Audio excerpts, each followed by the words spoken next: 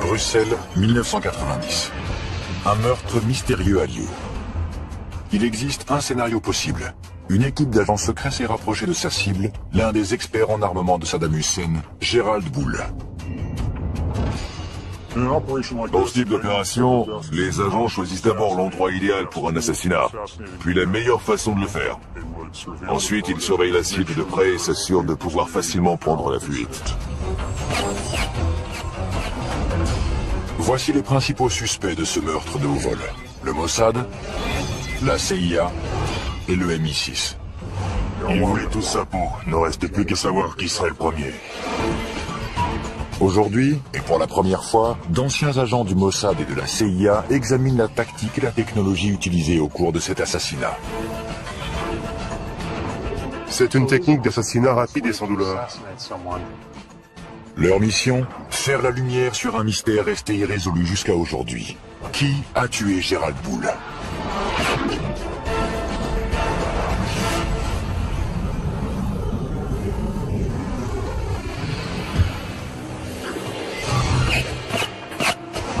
Un scientifique véreux, expert en armement, est abattu froidement. Les assassins disparaissent sans laisser de traces. Qui est derrière ce meurtre et quel est le mobile? Encore aujourd'hui, nous avons davantage de questions que de réponses quant au meurtre de Gerald Bull. 20 ans après les faits, une équipe d'ex-agents secrets israéliens et américains sort de l'ombre pour analyser ce crime et nous révéler un univers inconnu. Il y a une excellente scène du film La mémoire dans la peau, où le supérieur de Jason Bourne lui dit qu'il n'est pas simplement payé pour assassiner des gens, mais pour les assassiner et faire croire que quelqu'un d'autre est responsable. Ça fait partie du métier. C'est un univers de surveillance, de trahison et d'habileté technologique. Les missions sont organisées pendant plusieurs années et leur succès repose sur l'entraînement et l'instinct d'un agent sans visage et sans identité, l'agent secret.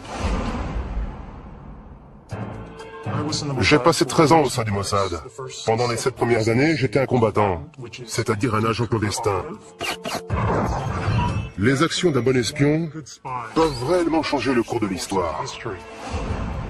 L'espionnage est la deuxième profession la plus ancienne du monde et l'une des plus dangereuses. J'ai été un agent traitant de la CIA pendant de nombreuses années, travaillant en clandestin. Il n'existe pas d'immunité diplomatique pour ce genre de mission. C'est un peu comme un soldat qui se fait arrêter alors qu'il ne porte pas d'uniforme. La punition est bien plus sévère. Il existe une trace de ces dangers. 102 étoiles gravées sur le mur commémoratif du siège de la CIA à Langley. Chacune d'entre elles représente un agent qui a sacrifié sa vie. Le véritable risque d'un agent clandestin est d'être découvert. À terre! Plus vite! Ça peut devenir moche. Le risque est important et impossible à éviter. Les espions risquent leur vie chaque fois qu'ils entrent en territoire ennemi. Mais il existe une mission en particulier qui est bien plus dangereuse que les autres. Il s'agit de l'opération clandestine et mortelle appelée liquidation. Les opérations clandestines de liquidation sont très rares. Au cours d'une de ces opérations, dont la cible était un leader terroriste, j'ai été chargé de poser un engin explosif sur le ferry dans lequel il voyageait. Je ne sais pas comment l'opération s'est terminée, on m'a juste dit qu'elle avait réussi, et c'est tout ce que j'avais besoin de savoir. Ce sont des gens qui ont du sang sur les mains et qui ont tué d'innocentes victimes. La seule façon de les empêcher de mener à bien leur prochain attentat, c'est de les éliminer. Les services d'espionnage s'intéressent aux terroristes depuis des décennies. Mais ce ne sont pas les seuls à figurer sur leur liste des cibles à liquider. Les autres personnages qui les intéressent sont les trafiquants et les fabricants d'armes, qui ne sont pas rattachés à une organisation. À la fin des années 80, un homme attire l'attention de tout le monde. Le scientifique canadien spécialiste en armement, Gerald Bull. Gerald Bull avait été approché par plusieurs services de renseignement, parmi eux ceux du Canada et des États-Unis. Il voulait travailler avec les deux. Avant 1980, le scientifique a travaillé pour les deux gouvernements. Il rêve de créer un super canon capable de lancer un satellite en orbite. Son travail était dédié à l'amélioration des canons pour pouvoir tirer à très grande distance. Mais d'anciens agents affirment que ce génie de la science possédait un côté plus sombre. Les scientifiques qui inventent des armes sont en premier lieu fidèles à la science. Ils ne se considèrent pas comme des fabricants d'armes capables de massacrer des millions de personnes. C'est comme l'homme qui organisait les horaires des trains à destination des camps de concentration. Il pensait n'être qu'un employé des chemins de fer. Il ne se considérait pas comme un meurtrier de masse. Il est intéressant de savoir que Gerald Bull était l'une des 3 seules personnes de toute l'histoire des États-Unis à avoir obtenu la nationalité américaine grâce à une loi du Congrès. C'est assez ironique, puisqu'en réalité, Gerald Bull se moquait parfaitement d'avoir ou non la nationalité américaine. Il ne s'intéressait qu'à sa technologie et à ceux à qui il pouvait la vendre. Peu lui importait le passeport qu'il avait en poche. Il avait de nombreux ennemis car il travaillait pour plusieurs États voyous. Il était impliqué dans diverses transactions avec de l'argent sale et il se mettait donc en danger sur 2 fronts différents. En 1980, Gerald Bull enfreint les lois américaines sur l'armement et il est accusé de trafic d'armes avec l'Afrique du Sud. Il est condamné à 6 mois d'emprisonnement dans une prison fédérale. Gerald Bull était à 2 doigts de mettre au point un système balistique qui aurait pu nous protéger de tous nos ennemis pendant très longtemps. Je ne sais pas ce qui s'est passé quand il a rompu avec la CIA, mais à l'époque, c'était une star. Quand Bull ressort de prison, il n'a plus de patrie. Il projette de construire son super canon et de le vendre au plus offrant. Il a de nombreux clients potentiels. La Chine, l'Iran et un peu plus tard, l'Irak. Le gouvernement irakien a adoré son idée et s'est mis à la financer. L'Irak fait venir Gerald Bull à Bagdad, où il commence à travailler sur une arme secrète surpuissante dont le nom de code est Projet Babylone. Le projet Babylone était un canon gigantesque et très puissant, capable de lancer un obus de la taille d'une voiture à une distance d'environ 1000 km. Si le rêve de Gerald Bull devient réalité, Saddam Hussein gagnera une arme capable de semer le chaos au Moyen-Orient. Bien évidemment, un tel projet ne passe pas inaperçu des services secrets du monde entier.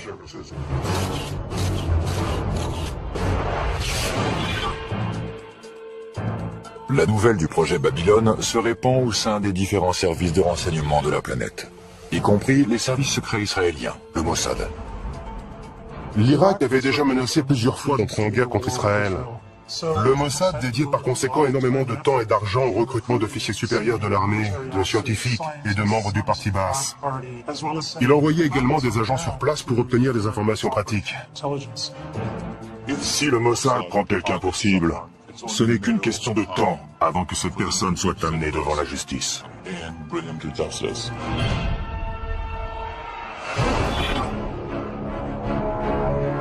En Irak, Gerald Bull est très bien protégé.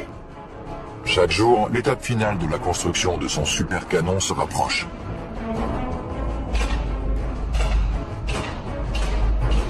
Le Moyen-Orient est une véritable poudrière, et Gerald Bull est sur le point d'y mettre le feu.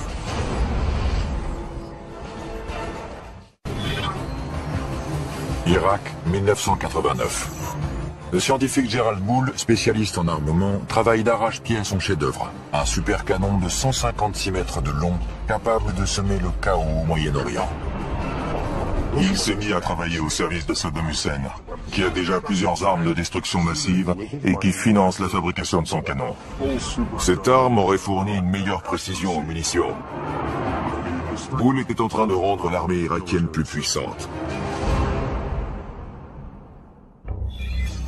Nous ne disposions que de très peu de renseignements sur l'avancée des travaux sur ce super canon. Nous n'avions pas les agents nécessaires sur place. Cependant, il semble que le développement de la nouvelle arme de Gerald Bull soit surveillé de près par le Mossad, le service de renseignement israélien. Les informations recueillies par le Mossad concernant ce projet venaient de sources diverses. Certains renseignements étaient d'origine humaine et venaient de personnes haut placées dans le régime irakien qui avaient été recrutés et fournissaient des informations à des agents traitants du Mossad. Ce n'est plus le cas aujourd'hui avec les terroristes actuels, mais à l'époque, les Irakiens étaient encore sensibles aux méthodes de recrutement traditionnelles qui sont utilisées depuis que l'espionnage existe. Le ROHUM, ou le renseignement d'origine humaine, est l'art de recueillir des informations par le biais d'entretiens, d'interrogatoires, de corruption et de chantage. Si vous révélez des informations secrètes, nous mettons ces informations sous surveillance et en échange, vous recevez une somme d'argent considérable, à la condition que vous fournissiez un produit de grande valeur. Pour les agents clandestins en Irak, le prix à payer peut être très élevé. Lorsque les agents du Mossad opèrent au sein des pays cibles, ils prennent le risque d'être torturés, exécutés ou emprisonnés. Il est très peu probable qu'ils revoient la lumière du jour une fois découverts. Le pire cauchemar des espions, c'est un séjour dans la chambre des horreurs, où l'on procède à l'arrachage des ongles. Il faut éviter cet endroit à tout prix. Car c'est là qu'on vous arrache les ongles. Vous êtes complètement épuisé et on vous attaque de toutes les façons. Vous subissez une torture psychologique. On essaie de vous humilier et surtout de vous faire craquer. Mais bien sûr, certains d'entre nous possèdent une force qui leur permet de résister. Pour éviter la chambre des horreurs, un espion doit toujours avoir des yeux derrière la tête, même s'il ne quitte jamais sa cible du regard. Lorsqu'on met en place une opération de surveillance, il ne faut jamais oublier que l'ennemi va utiliser des techniques de contre-surveillance. Prendre des photos d'un sujet est un acte agressif qui éveille les soupçons. Une grande partie de notre information est dédiée à la photographie clandestine. Et c'est l'un des éléments essentiels du métier que tout espion se doit de maîtriser.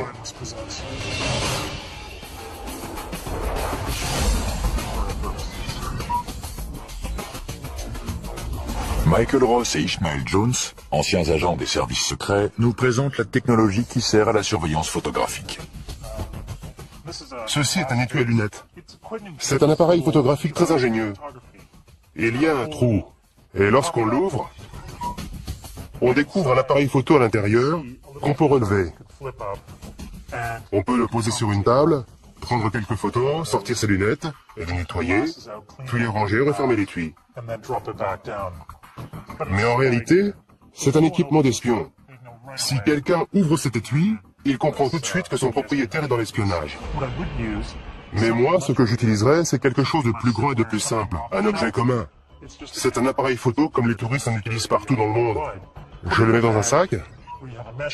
Il y a un filet à mailles. Cela me permet de me rapprocher de la cible et de prendre des photos. J'utilise également une télécommande pour ne pas avoir besoin de toucher l'appareil. Je n'ai qu'à viser et appuyer. La surveillance d'un site à haute sécurité, comme celui de la fabrication d'armes du projet Babylone, est très risquée. La capture des agents aboutit à leur torture, ou pire encore.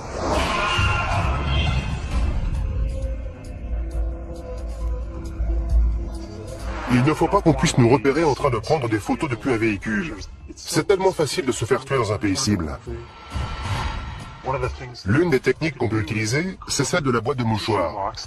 On laisse quelques mouchoirs à l'intérieur et on y place l'appareil photo. Puis on l'installe sur le tableau de bord comme ça. Je choisis la position idéale pour pouvoir prendre des photos des cibles que je veux immortaliser.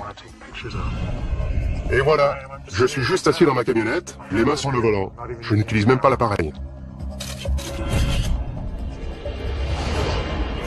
Jabal Amrin en Irak, 1989. Gerald Bull teste une version réduite de son supercanon, le Mini Babylone. Il travaille également à l'amélioration du système balistique des missiles Scud de Saddam Hussein. Ces avancées pourraient avoir de terribles conséquences. Sa mission consistait à fabriquer des obus et des bombes qui transporteraient des armes chimiques et biologiques. Leurs effets auraient été catastrophiques. Pendant ce temps-là, le canon Babylone de 156 mètres de long en est encore au stade du balbutiement. Le nom de code du projet est PC2, pour complexe chimique numéro 2. Des tuyaux en acier parviennent d'Europe en Irak pour un soi-disant projet pétrochimique. Mais ils serviront à construire le canon du véritable Babylone. Au cas où Israël considérait ce super canon comme une menace potentielle, l'une des solutions consisterait à bombarder le site. Mais la géopolitique de la région rend cette option extrêmement risquée. Envoyer l'armée de l'air israélienne dans l'espace aérien des pays voisins qui faciliterait un bombardement est très difficile et très compliqué. Ce n'est pas une action qu'Israël peut mener sur un coup de tête. Habile, impitoyable et mortel. La réputation d'assassin de personnages importants du Mossad est légendaire. C'est une guerre dans l'ombre, et parfois, en temps de guerre, il faut faire preuve de violence pour pouvoir détruire l'ennemi. Le Mossad encourage cette réputation, car il pense qu'elle effraie ses ennemis et qu'ils hésiteront donc à attaquer. Gerald Bull et son canon surpuissant, financé par Saddam Hussein, représentent une menace potentielle aux yeux d'Israël. Le projet attire maintenant l'attention des services secrets du monde entier. Il venait en aide à l'Irak, et il savait pertinemment que ce pays était devenu l'ennemi des États-Unis. Le projet d'armes secrètes de Gerald Bull implique toute la planète. Des éléments essentiels à sa construction ont été fabriqués dans plusieurs pays différents. Gerald Bull effectue plusieurs allers-retours entre Bruxelles et le Moyen-Orient, et il reste quasiment intouchable lorsqu'il est en Irak. La logistique d'un assassinat, alors qu'il est sous la protection du régime irakien, est beaucoup trop compliquée. Il s'agit d'une opération d'une envergure trop importante pour être menée à bien. L'un des scénarios envisagés est d'attirer le scientifique hors d'Irak, en le faisant venir à Bruxelles à l'aide d'une tactique très utilisée. Flatter l'ego de la cible. Une fausse conférence a été annoncée et il était invité à intervenir et à prononcer le discours liminaire de cet événement fictif. Les services de renseignement ont les moyens d'organiser une conférence, de faire venir des participants, financer l'événement et inviter la cible à y participer en flattant sa vanité. On lui dit « Nous savons que vous êtes le plus grand spécialiste en canon du monde et nous aimerions que vous participiez. » Selon Yuval Aviv, ceux qui essaient de piéger Gerald Bull l'ont alléché davantage en utilisant un pot de miel. Le pot de miel est un terme qui remonte à l'époque de la guerre froide. Le pot de miel, c'est une femme qui était probablement chargée de l'attirer hors d'Irak jusqu'en Europe. Il s'agissait certainement d'une jeune journaliste. Dans le cas de Gerald Bull, je ne suis pas certain qu'il y eut un pot de miel. Je pense qu'il voyageait régulièrement en Europe, puisque c'est là qu'il conduisait ses affaires. C'était beaucoup plus simple d'attendre qu'il revienne en Europe et le cibler ensuite.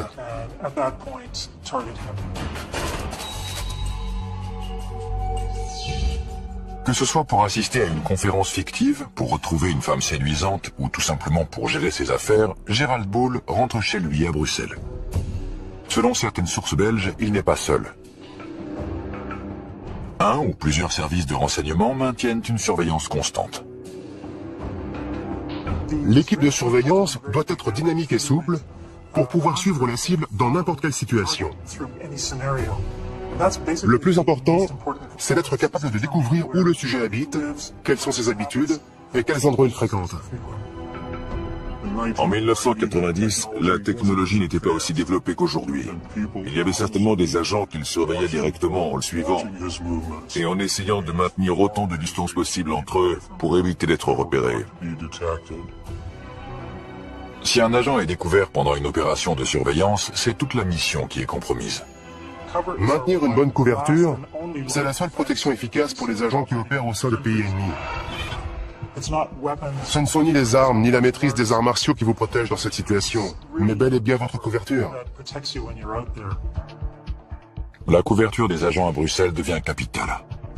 Une identification photographique et surtout une identification fiable de la cible à éliminer est essentielle, car l'histoire regorge de victimes innocentes qui se sont fait liquider par erreur. Il faut prendre des clichés à différents moments de la journée et sous différents angles pour que l'assassin dispose d'une série complète de photographies à étudier afin que l'identification soit parfaite. Garder l'œil sur le scientifique est loin d'être un jeu d'enfant. Certains pensent même que les agents qui l'observent sont surveillés à leur tour. Je suis persuadé que ceux qui l'ont assassiné étaient surveillés de près par d'autres agents. Une couverture décelée peut faire s'effondrer une mission comme un château de cartes. Les agents doivent avoir l'art de se fondre dans le paysage et s'assurer de ne pas dévoiler leur équipement. Celui-ci peut se transformer en... Michael Ross, ancien agent du Mossad, et Ishmael Jones, ancien agent de la CIA, nous expliquent les dangers de l'utilisation de matériel d'espionnage. Que se passe-t-il si vous êtes découvert avec cet équipement? Si vous avez en votre possession ce type de matériel pendant un interrogatoire, on vous envoie immédiatement à la chambre des horreurs. C'est la preuve que vous êtes un espion. Si vous utilisez ce type d'objet, c'est que votre quartier général vous a confié une mission d'espionnage et les raisons pour lesquelles vous pourriez avoir besoin d'un tel équipement sont plus qu'évidentes. C'est ça qui me plaît dans cet objet. Il est ce qu'il est. Il n'est pas camouflé. Il ne reste plus qu'à sortir l'antenne, relever les sécurités, et une fois la lumière allumée, si j'appuie sur ce bouton, boum, quelque chose va exploser quelque part. D'un autre côté, il existe ces appareils de communication qui sont très intéressants et de très bonne qualité. Si on ouvre cet étui à cigarette, on découvre l'appareil qui permet de communiquer. C'est formidable. Plusieurs de ces objets servent à communiquer. Ceci est en réalité l'ancêtre du téléphone portable. Ce côté devient un micro une fois retourné et mis en contact avec l'intérieur. On sort l'antenne et on peut communiquer. Mais le problème, comme souvent, c'est que même refermé, on peut voir que ce n'est pas un simple stylo, mais qu'il s'agit d'un appareil de communication. J'imagine déjà les interrogateurs en train de démonter. Ouais. Et de disposer toutes les pièces sur une table. La première chose qu'ils font une fois qu'ils vous ont attaché à une chaise, c'est de fouiller tous vos vêtements et vos affaires et de démonter tout ce qu'ils trouvent. On peut inventer des cachettes très ingénieuses, mais ils les découvrent toujours très rapidement. Règle numéro 1 de l'espionnage, ne pas être pris. Règle numéro 2, le moindre petit détail peut signer votre arrêt de mort. La préparation des agents du Mossad est un rituel consistant à passer soigneusement en revue chaque objet, chaque vêtement et chaque accessoire qu'ils vont emmener. On peut monter une opération gigantesque, mais si un de nos vêtements porte une étiquette fabriquée en Israël, tout s'effondre comme un château de cartes.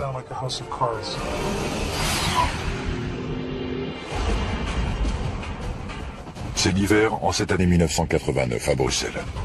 Cachée quelque part dans la ville, une équipe d'agents secrets met probablement au point un plan pour éliminer leur cible. L'étau se resserre autour de Gerald Bull.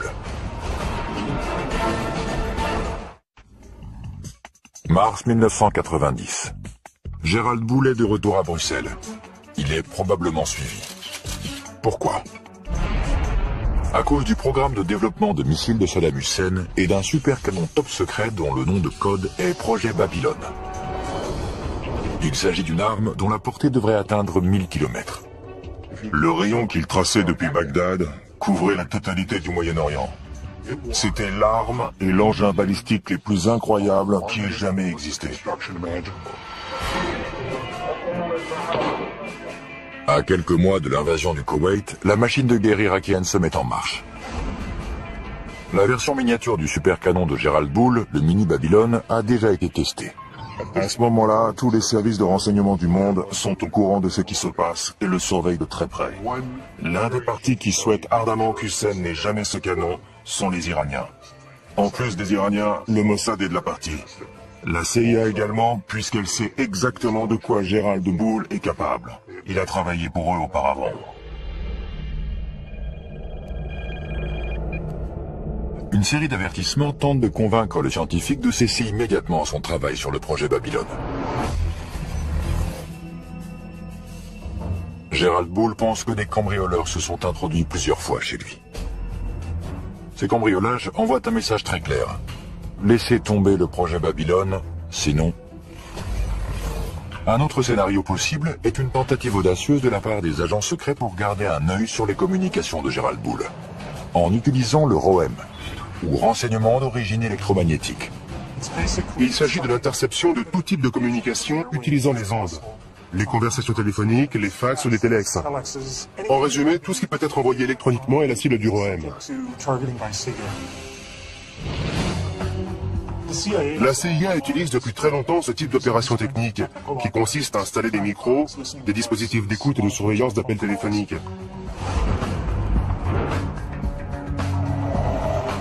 Donc, elle est toute désignée pour mener ce genre d'opération de surveillance, et particulièrement la surveillance électronique de la cible.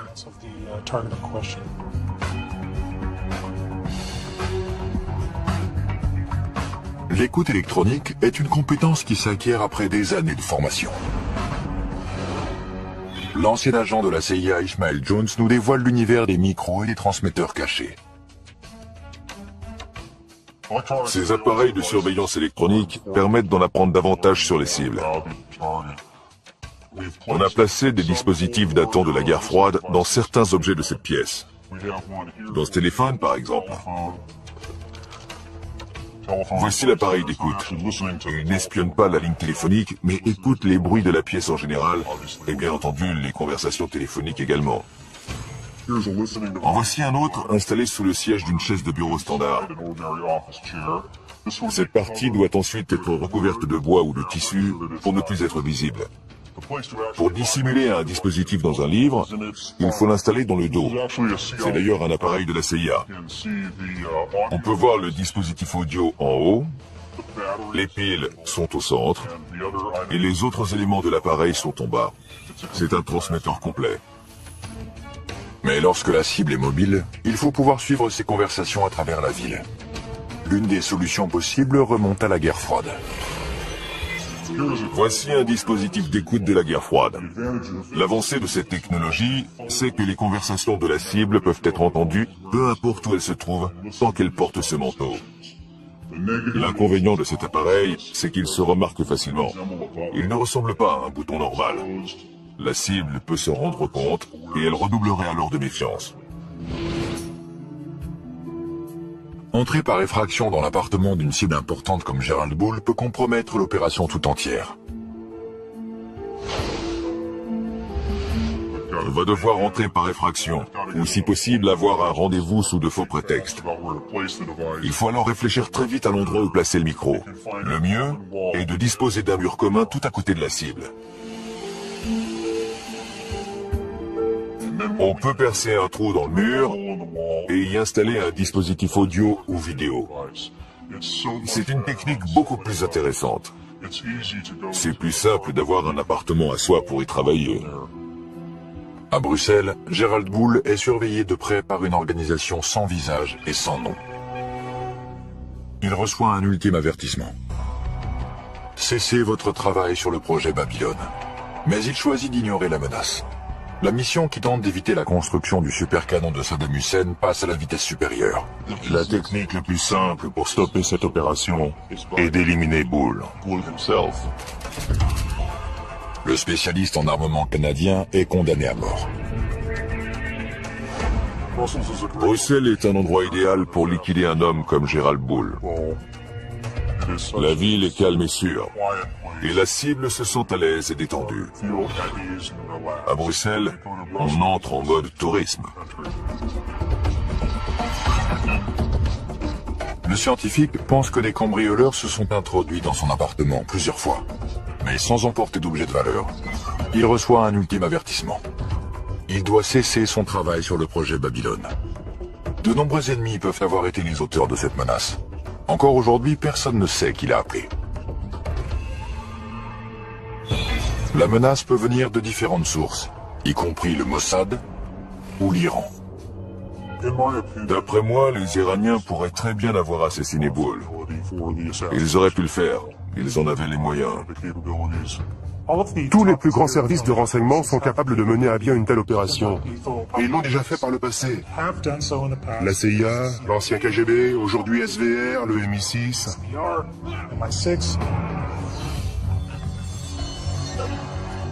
Qui était capable d'assassiner Gerald Bull? Tout d'abord le Mossad, puis le MI6. Les services secrets britanniques, le MI6, auraient utilisé des membres des forces spéciales, le SAS, pour retrouver des agents d'Al-Qaïda. Leur devise est « Qui ose gagne ». Ils sont très efficaces et professionnels. Ils utilisent certaines des techniques et certains équipements que les Israéliens et le KGB emploient. Ils font sans aucun doute partie des meilleurs. Le Mossad possède sa propre branche de liquidation, le Kidon. Le mot Kidon peut signifier, selon le contexte, javelot ou baïonnette. C'est une sous-division du Mossad chargée de la surveillance de cibles terroristes et d'opérations clandestines d'assassinat. Si cela s'avère nécessaire. Si le Kidon est après vous, ils vont vous avoir. Il n'y a aucun endroit sur Terre où leur échapper. Vos jours sont comptés.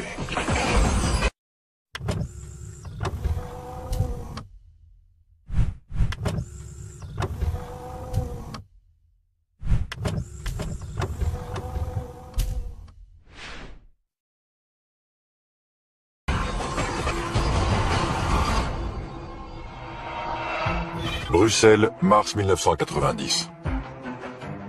Le refuge est un élément déterminant dans une mission d'espionnage. L'attente dans un refuge avant le début de la mission, c'est un moment extrêmement stressant. Chaque fois qu'on entend une sirène dehors, on pense que c'est pour soi. Les refuges des espions sont un peu comme des ports en pleine tempête. Ce sont des appartements loués sous de faux noms, avec des informations différentes. Tous les services secrets les utilisent pour se protéger du monde extérieur. Ce sont des endroits où les agents peuvent se réunir, étudier les plans, analyser les opérations et en discuter, faire des débriefings. Au cours des heures qui précèdent une mission, l'équipe examine chaque détail de l'opération. La tactique peut varier, mais une équipe de liquidation standard est composée de plusieurs agents. Le leader est responsable de la sécurité et de la surveillance constante de la cible. Le chauffeur est chargé d'amener l'équipe dans la zone d'action et de l'en extraire. Et le tueur, ou les tueurs, effectuent l'exécution. Un autre élément clé d'une opération secrète de liquidation est le choix de l'arme. Les autres services de renseignement utilisent des armes plus lourdes, c'est-à-dire des gros calibres.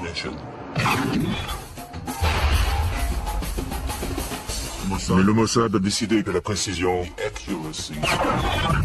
est prioritaire.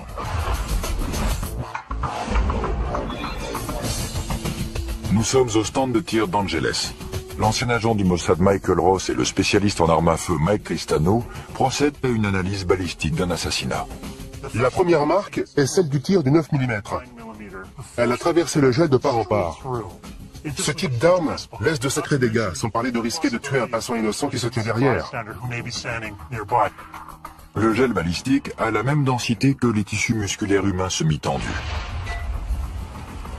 Il permet de fixer l'empreinte balistique d'une arme.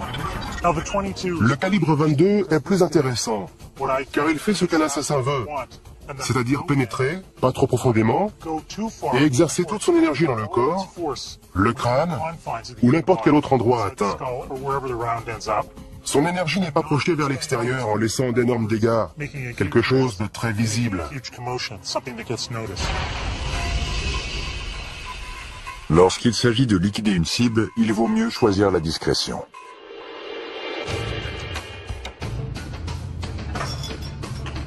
Un autre problème que peut rencontrer une équipe d'agents opérant à l'étranger est le transport d'armes vers un autre pays. En Europe, on peut facilement se procurer une arme sportive, même si la loi sur la possession d'armes est très stricte. On retire le canon, il faut ensuite le scier à cet endroit et le remplacer par la suite, car sur ce type d'arme, la chambre est située dans cette partie du canon. On retire aussi le magasin et on obtient une arme qui se rapproche d'un pistolet. Une fois les pièces les plus petites et les plus discrètes assemblées à nouveau, on obtient une arme de petite taille, idéale pour une exécution et similaire à celle que le Mossad utilise. Le résultat est un semi-automatique de calibre 22 à 7 coups et sur lequel on peut visser un silencieux. D'autres agents suggèrent que la valise diplomatique est un autre moyen efficace d'introduire clandestinement une arme dans un autre pays. Les valises diplomatiques sont indispensables aux services secrets, car elles permettent de transporter d'un pays à l'autre différents objets, allant d'images satellites à des armes si nécessaire. C'est une méthode sûre et efficace qui permet de déplacer des objets importants et de déjouer le contre-espionnage. L'arme, les agents et le plan sont prêts. L'équipe de liquidation d'origine inconnue se poste à proximité de l'appartement de Gerald Bull. Mais il reste encore un problème. Les autres services de renseignement qui pourraient surveiller la cible doivent être éloignés, mais sans recourir à la violence. On n'a pas un permis de tuer, comme James Bond, qui autorise à décider soi-même qui on peut liquider. On est uniquement autorisé à éliminer la cible identifiée au cours de la mission. Impossible d'ajouter quelqu'un d'autre à la liste. On ne peut pas tuer n'importe qui. Hors de question.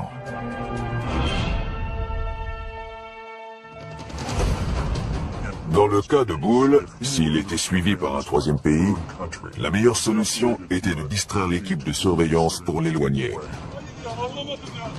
Au cours d'une opération clandestine de liquidation, l'équipe peut utiliser un appât pour créer une distraction.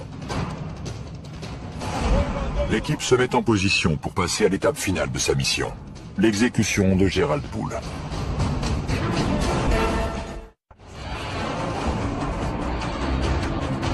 À la veille de la guerre du Golfe, Saddam Hussein a rassemblé un arsenal d'armes de longue portée. Le scientifique expert en armement Gerald Bull est l'un des fers de lance de cette initiative. L'étau se resserre, alors qu'un service de renseignement dont l'identité demeure inconnue le prend pour cible. Il compte l'éliminer avant que son arme détruise l'équilibre précaire du Moyen-Orient. Bruxelles, 22 mars 1990. Une équipe d'agents secrets est en position aux abords de l'appartement de Gerald Bull. Toute la mission et ses mois de préparation dépendent de ce moment précis. S'il s'agissait d'une opération du Mossad,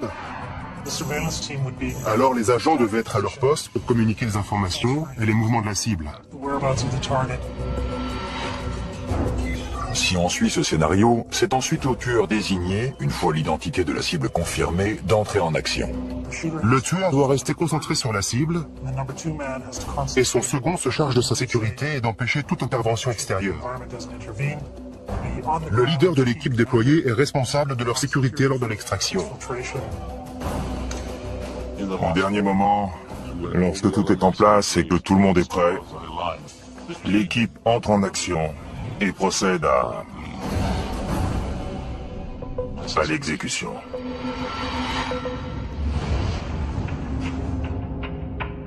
Le niveau de stress est élevé, bien évidemment.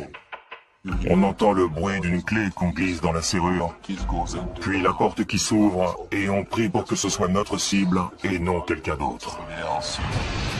Puis la cible se trouve juste devant nous, et c'est là qu'il faut vous en occuper. Et avant que la cible meure, on s'assure qu'elle sait pourquoi on est là. On lui pose la question, vous savez pourquoi je suis là? Et on peut voir sa peur sur son visage, car elle sait pourquoi on est là.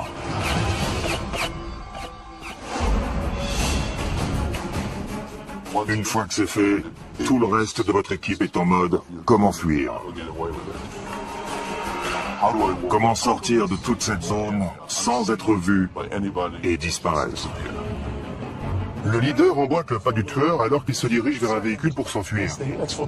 Il s'éloigne en prenant deux virages à 90 degrés pour que personne ne puisse voir dans quelle direction il se dirige. Après ces deux virages à angle droit, ils arrivent au point d'extraction où un autre véhicule les attend. L'équipe s'éloigne pour disparaître à tout jamais. Il n'y a aucun témoin. Gerald Bull a été abattu de plusieurs balles. Et personne n'a rien entendu. Le tueur a utilisé un modérateur de son, plus communément appelé silencieux. Il s'agit d'un dispositif essentiel à une liquidation rapprochée. De retour au stand de tir d'Angeles, Michael Ross et l'expert en armes à feu Mike Tristano nous exposent la science du silence. Voici un 9 mm non muni d'un silencieux.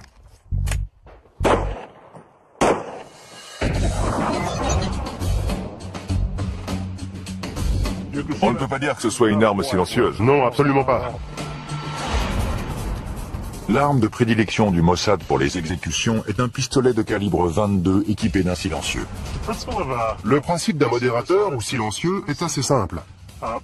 On le place sur la bouche du canon d'une arme à feu. Le mécanisme interne est une série de rondelles qui piègent les gaz libérés lors d'un tir. Le bruit est émis lorsque le percuteur heurte la balle, qui est ainsi projetée hors du canon. Si on parvient à étouffer ce bruit, à dissiper ces gaz avant que la balle ne sorte du canon, le tir devient très silencieux. Un silencieux peut réduire le niveau sonore d'un coup de feu de 30 décibels. Un autre avantage du silencieux est qu'il améliore la précision du tir. Le canon est rallongé, le tir est donc un peu plus précis. C'est le même principe qu'avec un fusil. Il est plus précis parce que le canon est plus long. Comme vous le voyez, les impacts sont relativement groupés. Je crois qu'on peut dire qu'il est mort. Grâce à leur technologie et à leur habileté, les assassins de Gerald Bull ont pu s'échapper sans être repérés. Mais le mystère reste entier. Qui a appuyé sur la détente? La probabilité qu'un service de renseignement étranger soit responsable de l'assassinat est grande. Le premier qui vient à l'esprit est le Mossad. Il est bien connu que le Mossad procède à des liquidations. Il existe une autre possibilité. Le tueur est peut-être un agent d'un autre service secret travaillant en collaboration avec le Mossad. La seule organisation qui pourrait collaborer avec le Mossad est le MI6 britannique. Le Mossad n'a jamais collaboré avec d'autres services par peur que l'autre organisation ne soit pas à la hauteur, qu'il y ait trop de paperasserie et que toute la mission soit ralentie. Mais ils ont collaboré à de nombreuses reprises avec le MI6. Et avec succès. De nombreux spécialistes sont persuadés que les responsables sont des agents du Mossad. Mais le résultat des analyses balistiques ne correspond pas à leur mode opératoire. Un pistolet calibre 22 avec silencieux. L'élément intéressant dans cette affaire est que Gerald Bull a été assassiné avec une arme de gros calibre. La scène a donc dû être très sanglante et je pense que cela indique que le tueur n'était pas un professionnel. Mais il existe bien entendu la possibilité que les tueurs aient choisi de faire croire que quelqu'un d'autre, nettement moins professionnel, était responsable du meurtre. Un troisième scénario pointe du doigt une autre organisation qui aurait été postée devant l'appartement de Gerald Bull avant l'assassinat. Les Iraniens. Les Iraniens figurent en bonne place sur la liste des suspects potentiels, au vu du simple fait que toute arme développée par l'Irak pourrait être utilisée contre eux. L'Iran a des agents, mais ceux-ci ne maîtrisent pas la sophistication déployée dans cette liquidation. La CIA est un autre suspect potentiel de l'assassinat de Gerald Bull. Gerald Bull constituait une menace suprême. Et je pense que l'agence aurait fait appel à un allié qui utilisait des méthodes de liquidation.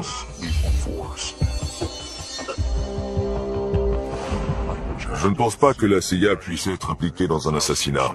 Mais il est possible que l'un de ses responsables ait mentionné que Gerald Bull était un problème et qu'il faudrait qu'il soit éliminé. Parfois, ce qui favorise l'action est de se taire alors qu'on sait ce qui se passe.